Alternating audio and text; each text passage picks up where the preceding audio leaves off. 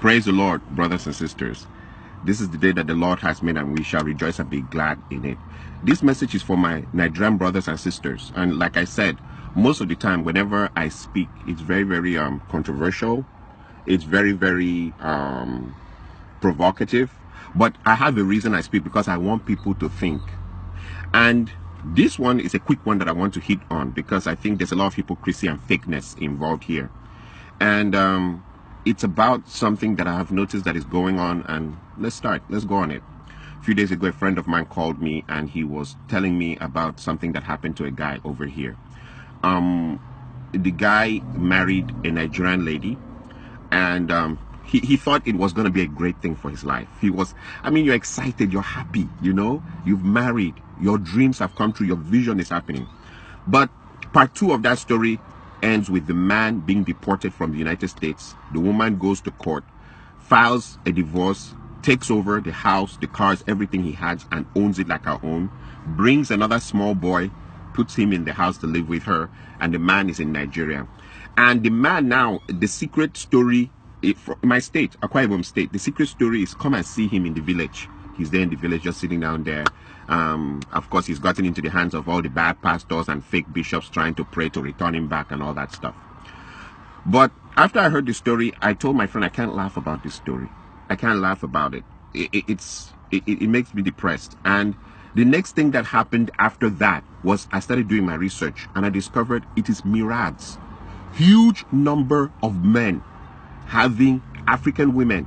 The regions of Africa that I see this thing very common: East Africa, Ghana, Nigeria, the West African sector. So East Africa, Ghana, Nigeria. Here in overseas, they will do so a man will run and leave United States and go back to his country. Some run and cross over to Canada, or they go over to London, and then she will turn and use the courts and take his house, take his car, take everything. I used to find out why should someone ruin someone like that? A so-called wife, in parentheses. Why should someone ruin a man's life to that point? And I know stories, I could mention names here, of people who were a little bit more lucky. They ran from maybe London or even Canada, went back to Nigeria, joined politics and survived, married another wife, and were okay. But the idea that the initial version of your story led to you running from where you went to build a life, because not everybody was lucky to join politics and finally do a business and make it. They are stranded. It's just horrific. So today, when I thought about it, here are the thoughts that came into my mind. Number one, Nigerian women have no cultural identity. Nigerian women, East African women, women from Ghana, they have no cultural identity. And I'm going to explain to you what I mean. You see, I work in an industry which is information technology. In information technology, there is one country that really, really stands out when you talk about information technology, and it's India. Indians, for some weird reason, I don't know how they got into that thing in the cultural context. Everybody maybe went in for IT. The whole country made a powerful reference to IT, just like China made a huge push into industrialization that deals with tools. The idea of having the tools to make a car or make a shoe, heavy industrialization that they can use to serve the world. India went into this heavy thing about information technology. In my 12 years of working in information technology, everywhere I go, it's loaded with Indians. If the information technology, for example, if a place has maybe 20,000 workers, I'm talking about a huge place, in which maybe 10,000 of their workers are engineers, software engineers, computer engineers, so on and so forth. I can assure you that of the 10,000, 9,500 will be Indians. So what has been my exposure there? Indian women. They're the one, they're 4 feet, some of them little 4 feet, things, small things that are making dream money. They came direct from their village into the system, and they're making 180,000, 190,000, 200,000 dream money. But there's a strange thing I notice about them. As they come to work, they're wearing their native wear. That thing that they tie and hang on their neck with that dot here. Another strange thing I've noticed about them is you will never, ever, for all my years, I stayed in the United States, I was born here. In all my years of staying here, you'll never hear the Indian women dragging their men to the American court system for divorce. It is our women that use the American court system to destroy our men. They bring the court in to help them destroy the men. You will never hear Indian women doing that thing. You will never hear women from China taking Chinese men into the American court system to destroy them with divorce. You will never hear women from Korea dragging their men in huge numbers into the American court system to destroy them. But when it comes to African women, East Africa, Nigeria, Ghana, when it comes to African women, they just drag their men into the court system. One of the things that I noticed in this system or in this problem is poverty. Bring these Indian women, they're making 150,000, 180,000. They don't drag their men into court. Plus, sometimes, like in most places, all the places I've ever worked in information technology, they'll have one car. Not that I'm supporting that behavior, but there's something strange on why I see them. They have one car. They wait for their husbands. Even if their husbands are working 2 hours overtime, over their time, they'll wait. Some of them pregnant, waiting for their husbands. When it's finished, they go into the same car with their husband and drive home. I watch Indian women and women from so many other places. They're not crazy about the Louis Vuitton, Gucci, all the designers wears. They're not even interested. Indian women, I meet them. They've been here 15 years, 20 years. They still keep their accent. They still speak as if they're living in India. But when I meet our women, and our women, all that they have to do is just get to a level of where they're making 50,000, 60,000, 70,000 or 80,000 a year. I'm talking about small money. Small money. Immediately the marriage is in danger. And they change. They start bleaching. And they start talking, sure, yeah, sure, yeah, sure. Yeah, I went, oh my God, I went to New York. And I'm like, even I who was born here, I don't speak like that. I look at others like the Chinese. They can't speak English very well. You know, and their women may be driving very expensive cars that belong to their husbands. And I look at the Indian women who don't speak English very well, and they're not interested in changing their accent or their undertone. And they wear their native dress, that thing, and everything to work. I look at Korean women. I look at other women. They have this sense of cultural identity. African women do not have a sense of cultural identity whatsoever. Little money, and the marriage is over. One thing I've discovered, a common trend, once the women make, they go, nurse, 80,000 is all they need to make. And suddenly your marriage is in danger. They want to call the shots. They want to be the ones that control everything. And if you don't like it like that, they'll bring in the American courts to destroy your life, destroy everything around you. They will insult you, and I'm like, 80,000 is all that it takes for someone to change. Or 70,000, because most of them, even the 80,000 is overtime. They've worked themselves Sunday, Saturday, Saturday night, Sunday nights. They've worked themselves to death. That money that they make as overtime is what is now changing into something that they will destroy everything around them. You know, the part that I see also is that a lot of, and I remember whenever I make my videos, I refer to bitch-ass men. Bitch-ass men. It has come to a point where we really can't define marriages in the African context anymore in the United States, because the man is changing diapers, he's washing the plates, he's sweeping the floor, he's cooking. Most men now have to cook to keep their marriages intact. He's picking the kids and dropping them.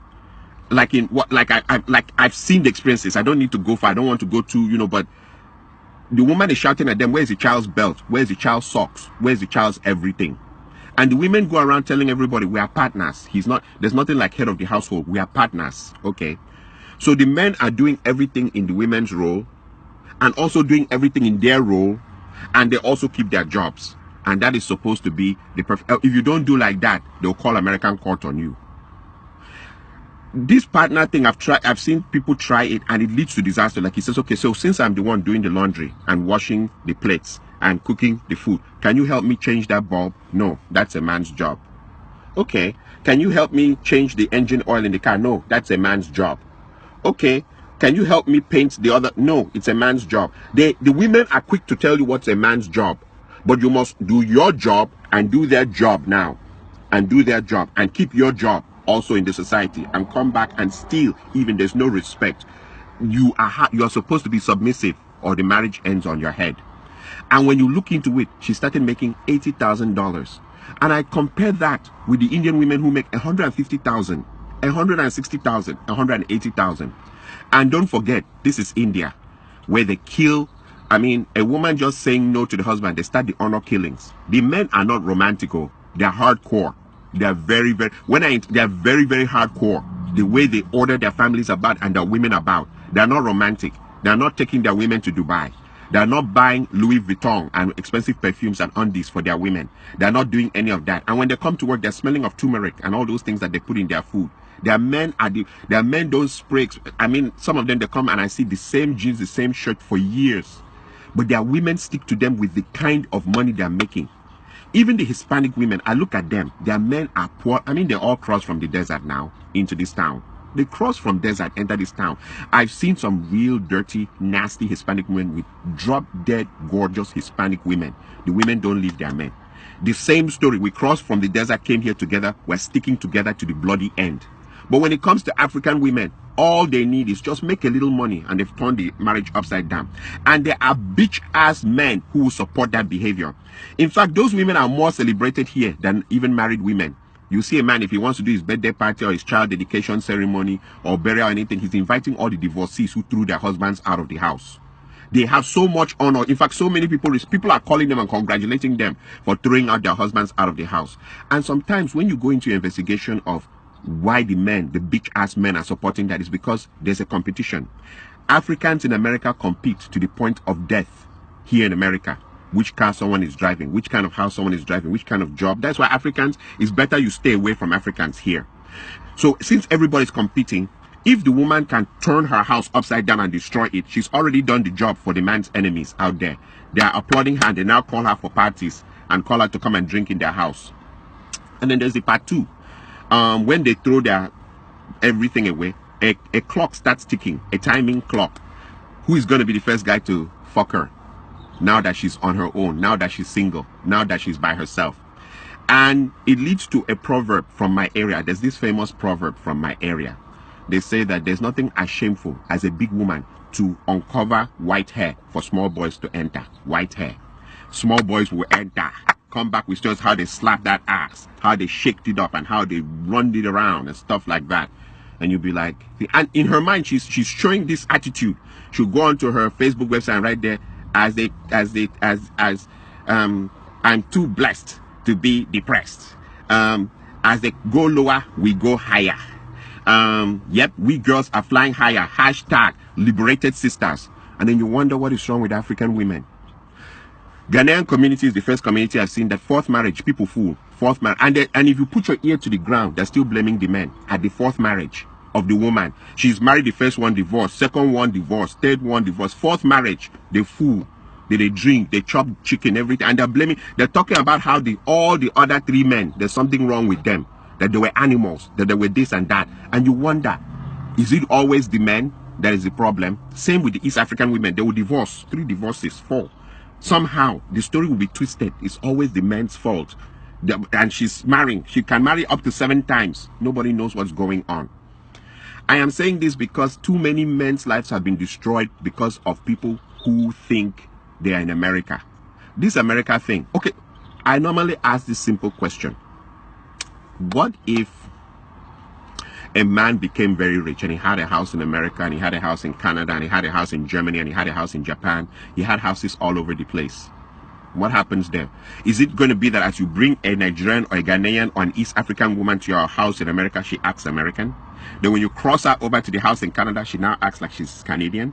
And then when you cross her over to the house in Germany, she now acts like she's German. And then when you take her over to Japan, she now acts Japanese Hong Kong, Kung Fu, Japanese Kung Fu, Shinto-kan, you know? What is it like? Do African women have cultural identity? Do they have any cultural identity? Do they have any loyalty in them as human beings? Do they? Or they're just moved by every wind of doctrine, every wind of thinking. And the hypocrisy, like I said, is now a lot of marriages, the men are the ones doing the women's roles, their roles, and keeping their jobs. All that to keep a man. And you see the men still coming, they come out with a big agbada and turn it and throw it up and stand and say, hey, I want to thank my wonderful wife. I don't want a marriage for the sake of what it looks like in the public. I want to be happy about it inside in my life. The show of that out there in the public, it looks good, but meanwhile back home I'm swallowing Percocet, I'm swallowing high blood pressure medicine, I'm swallowing all kinds of things to stay alive because I want to show people that I kept my marriage going. It's crap, it's bullshit, and that's for bitch ass men. I would rather live longer for my children than to stay in something that is horrific and try to keep it going. One side is always throwing the fishing bowl in the sky. One person is always trying to catch it. When does the other person become mature and stop?